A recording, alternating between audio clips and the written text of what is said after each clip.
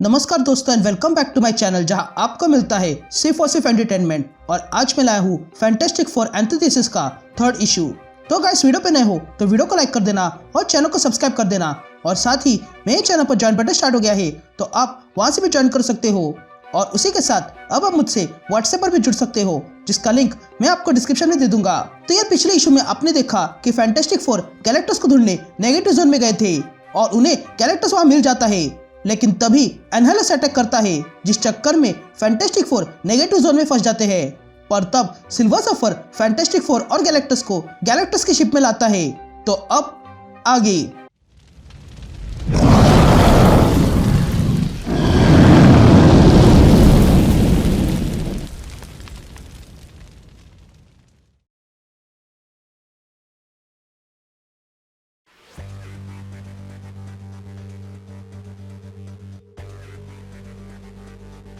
All right gang, तो issue की शुरुआत में हम फैंटास्टिक फोर को देखते हैं जिन्हें गैलन यानी कि गैलेक्टस बताता है कि नॉरिन और मैंने मिलकर नेगेटिव जोन का डेटा मिक्स किया है।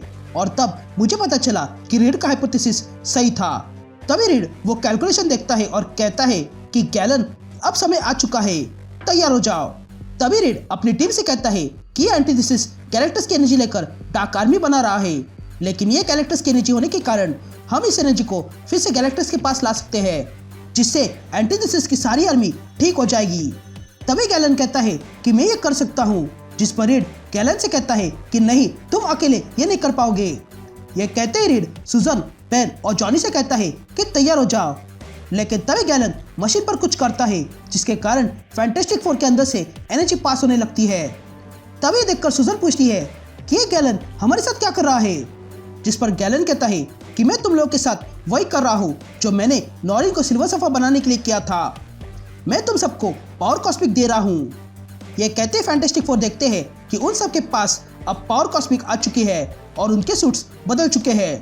तभी रीड सुजन, जॉनी और बेन से कहता है कि जब तुम्हारा काम हो जाए तो ये पावर वापस कर देना, पर उससे पहले एंटीथेसिस को जहाँ से आया है वहाँ भेजना होगा। ये कहते सुजन, बेन और जॉनी एंटीथेसिस को ढूंढने जाते हैं। तभी रीड कहता है कि तुम लोग जाओ, मैं और गैलन यही रहकर ध्यान रखेंगे। या सुजन, बेन, जॉनी और सिल्वर सर्फर उस जगह पर आ जाते हैं जहां पर एंटीथेसिस की आर्मी है। तभी सुजन रीड से कहती है कि रीड, हमें वो आर्मी मिल गई है। तुम जिस करप्टेड गैलेक्टस एनर्जी की बात कर रहे थे वो हमें किसी चुंबक की तरह खींच रही है। लेकिन तभी वो आर्मी सुजन और सिल्वर सर्फर को देख लेते हैं, इसलिए वे लोग उन पर अटैक कर देते हैं, जिसके कारण सुजन ऑलमोस्ट बेहोश होने वाली थी। लेकिन सिल्वर सर्फर उसे जगाता है और कहता है कि इन लोगों के वेपन्स एंटीथेसिस ने बनाए हैं, इसलिए हम उससे खुद की सुरक्षा नहीं कर पा रहे हैं। तभी सुजन इनविजिबल हो जाती है और सिल्वर सर्फर को टच करती है, जिसके कारण सिल्वर सर्फर भी इनविजिबल हो जाता है। लेकिन तभी सुजन और सिल्वर सर्फर महसूस करते हैं कि वो इनविजिबल के साथ साथ इंटेंजिबल हो गई है। तभी देखकर सुजन सिल्वर सर्फर से कहती है कि ये तो लाजवाब है, मैं सिर्फ गायब नहीं हो सकती बल्कि इंटेंजिबल भी हो सकती हूँ। ये कहती वे दोनों आगे बढ़ते हैं। तभी सुजन सिल्वर सर्फर से पूछती है कि क्या पावर कॉस्मिक ऐसी होती है। मुझे वो आवाज सुनाई दे रही है जो मैंने कभी सुनी नहीं थी और वो रंग दिखाई दे रहे हैं जो कभी मैंने देखे नहीं थे। जिस पर सिल्वर सर्फर सुजन से कहता है कि ये पावर कॉस्मिक एक तोहफा है सुजन, पर हमें कभी भी उसे अपनी इंसानियत पर भारी पड़ने नहीं देना चाहिए।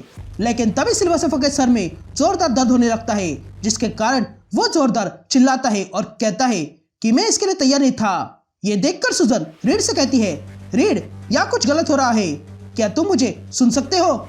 लेकिन रीड कोई जवाब नहीं देता है। या दूसरी तरफ जॉनी एंटीथेसिस की आर्मी से कुछ लोगों को अपनी फायर से रोकता है और फिर उन लोगों को स्टोन्स के बीच बंद कर देता है। तो वही कुछ लोग बेन को मारने आते हैं, लेकिन तभी बेन कहता है इट्स क्लॉबरिंग टाइम, और ये कहते ही वो उनमें से दो लोगों को जोरदार पंच मारता है और पीछे फेंकता है, जिसके कारण बाकी सब भी गिर जाते हैं और तब वे लोग भी वहां से निकलते हैं। लेकिन तभी उन दोनों के दिमाग में दर्द होने लगता है। या गैलन रीड से कहता है कि ये ऑलमोस्ट हो चुका है, जिस पर रीड कहता है कि ठीक है, एक बार ये प्रोसेस पूरा हो जाए उसके बाद हम एंटीथेसिस को ढूंढ सकते हैं। लेकिन तभी गैलेक्टस की शिप हिलने लगती है और तब वे लोग देखते हैं कि एंटीथेसिस उन्हें ट्रैक करते हुए गैलेक्टस की शिप तक पहुंच चुका था और वो गैलेक्टस की शिप तोड़ने लगता है। तभी एंटीथेसिस गैलन से कहता है कि मैंने तुम्हें नेगेटिव जोन में फेंक दिया था, फिर भी तुम वापस आ गए। या हम रीड को देखते हैं जो एंटीथेसिस को अंदर आने तक वेट कर रहा था और वो गैलन से कहता है कि बस कुछ देर और।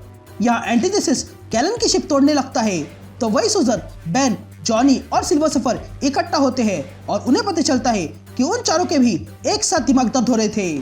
तभी सुजन रीड से कांटेक्ट करती है और कहती है, रीड हमारी मदद करो, हम यहाँ जल रहे हैं। जिस पर रीड सुजन से कहता है कि हाँ मैं जानता हूँ, इसलिए अब तुम चारों कॉन्सेंट्रेट करो और अपने अंदर की सारी एनर्जी गैलेक्टस की शिप पर फेंक दो। यह सुनते ही वे चारों अपनी एनर्जी गैलेक्टस की शिप पर छोड़ते हैं और तब गैलेक्टस की शिप के पास एनर्जी फील्ड बन जाती है। तभी देखकर सुजन रीड से पूछती है कि तुम क्या कर रहे हो, जिस पर रीड कहता है कि मैं और गैलन ने मिलकर इस शिप में मॉडिफिकेशंस किए हैं, जिसके कारण अब ये एनर्जी एंटीथेसिस के अंदर से सारी गैलेक्टस की एनर्जी वापस ले लेगी और वहां पर नेगेटिव जोन के लिए द्वार खोल देगी, जिसमें एंटीथेसिस हमेशा के लिए फंस जाएगा। तभी हम देखते हैं कि उस एनर्जी ने एंटीथेसिस से सारी एनर्जी छीन ली थी और फिर वहां पर नेगेटिव जोन के लिए द्वार खुल जाता है, जिसमें एंटीथेसिस हमेशा के लिए फंस जाता है और वो द्वार बंद हो जाता है। या सुजन, बेन, जॉनी और सिल्वर सफर अंदर आते हैं और देखते हैं कि वहां पर गैलेक्टस की एनर्जी इकट्ठा हो गई थी और तब वो एनर्जी उनमें से एक से जुड़ जाती है और वहां पर बहुत बड़ा उजाला होता है। जब उजाला खत्म होता है तब सुजन देखती है कि गैलन वहीं पर था, लेकिन उसके साथ कुछ भी नहीं हुआ था। ये देखकर सुजन रीड को ढूंढने लगती है और तब सुजन, बेन, जॉनी, सिल्वर सफर और गैलन देखते हैं कि गैलेक्टस की एनर्जी अब रीड रिचर्ड्स के साथ जुड़ चुकी थी और अब रीड रिचर्ड्स नया गैलेक्टस बन चुका है।